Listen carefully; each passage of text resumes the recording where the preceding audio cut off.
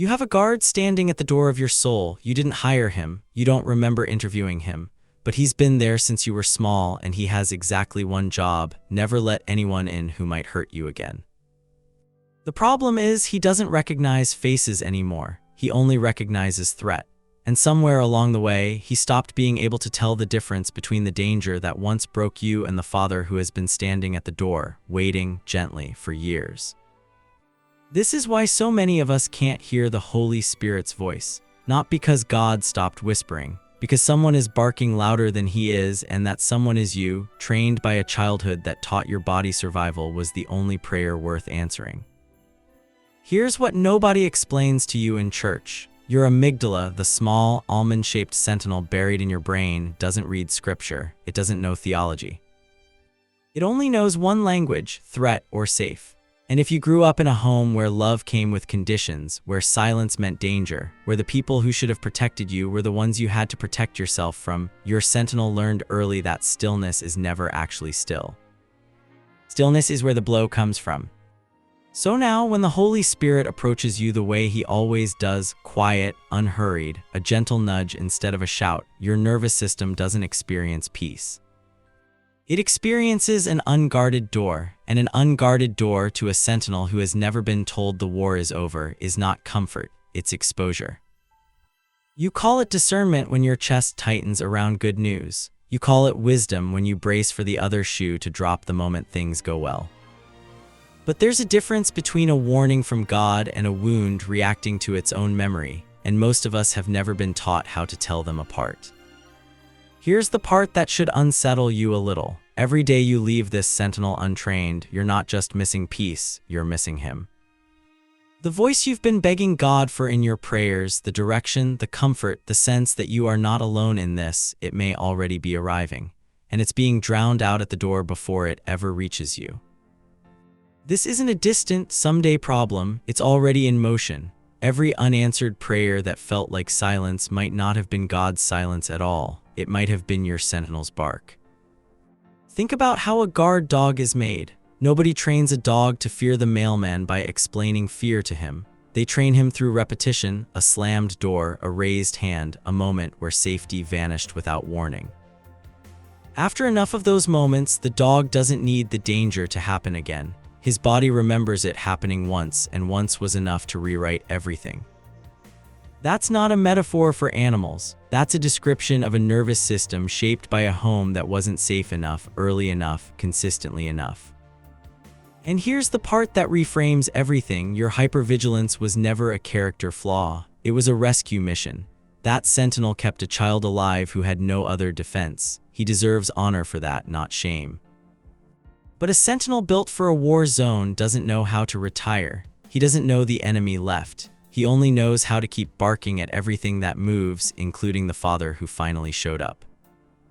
Now here's where it gets strange in the best way. Scripture never once describes God's presence as loud. To Elijah, broken and hiding in a cave, exhausted from running, God didn't come in the earthquake.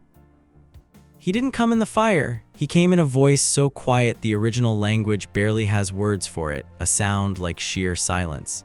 Not the absence of sound, the presence of someone who doesn't need to shout to be real. Which means the quieter God gets, the more your sentinel misreads him. To a nervous system wired for war, silence isn't safety, it's the exact shape of the moment right before the last time you got hurt. So the very gentleness that proves it's God is the very thing your body has learned to fear the most. This is the collision nobody prepares you for. The voice of your father and the memory of your wound arrive using almost the same frequency, stillness, and your body has to choose in a split second which one it's hearing. Most of us have been choosing wrong for years and calling it discernment. Let's slow down here because this is where the real damage happens. Picture the sentinel at the door of a house he's guarded his whole life. A figure approaches. He can't see clearly, he never learned to look, only to react. His heart rate spikes, his hand moves to the latch. And in that half second, before any information has actually arrived, he's already decided. Enemy, lock it, every single time. Now imagine that figure was never the enemy at all. Imagine it was the owner of the house, coming home the way he always comes home, without pounding on the door, without forcing his way in, because love that has to break down doors isn't love your sentinel would trust anyway. He simply stands there, patient, familiar with rejection because it happens almost every night. This is what it means to live with a nervous system still fighting a war that ended. You don't just miss out on peace. You actively, unknowingly turn away the very presence you've been praying would come. And the cruelest part is that nobody outside your own chest can see it happening. From the outside, you look like someone who prays and hears nothing back. From the inside, you are someone whose guard slams the door shut 100 times a day, so fast, so automatic, that you never even see who was standing there. So what actually retrains a sentinel? Not effort, not gritting your teeth through anxiety and forcing yourself to just trust God. That's asking a soldier to stand down mid-battle with a command instead of evidence. Sentinels don't respond to instructions, they respond to repeated proof of safety. This is where identity, not behavior, becomes the turning point. 1 John says perfect love casts out fear, not perfect effort, not perfect theology. Love, repeated, embodied, felt love. Every time you receive, actually receive in your body, not just your head, the truth that you are not an orphan managing a threat, but a son or daughter resting in a house that isn't going anywhere, your sentinel logs new evidence. Slowly, painstakingly, he starts believing you.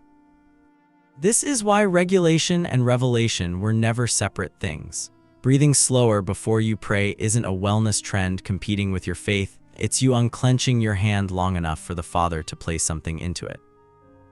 A body still braced for impact cannot receive a gift no matter how many times it's offered. You cannot open a door with your hands still on the latch.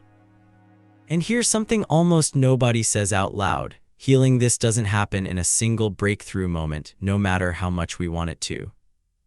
It happens the way trust is rebuilt with any guard who's been burned before, slowly, through repetition, through 100 small nights where the knock at the door turns out, again and again, to be safe. Each time it does, the sentinel softens by a fraction. Each fraction is a prayer finally getting through that used to get stopped at the door. There will be nights the old alarm still goes off for no reason you can name. That's not failure. That's an old system firing on outdated information, the way a smoke detector sometimes screams at steam instead of fire. The goal was never to silence the sentinel completely. A soul with zero alertness isn't safe either. The goal is to teach him, patiently, who actually lives in this house now, so he can finally rest between his shifts instead of standing guard through every single hour of your life. This is also why some of the loneliest seasons of your life may not have been God abandoning you. They may have been the exact seasons your sentinel was working hardest, most convinced the danger was still active, most determined to protect you from a love it had never been taught to recognize. Somewhere right now, your Father is standing at that door the way he always has, not knocking harder, not raising his voice, just present, patient, unwilling to force his way past a guard who is only doing what he was taught. He is not offended by the wait, he has never once walked away. And the moment that guard finally recognizes the face on the other side isn't the enemy but the one who built the house, that's not just when the noise stops. That's not just when the fear finally loosens its grip on a chest that has been tight for years. That's when you finally hear what he's been saying the entire time, not louder, not different, just at last received by a heart that finally believes it's safe enough to listen.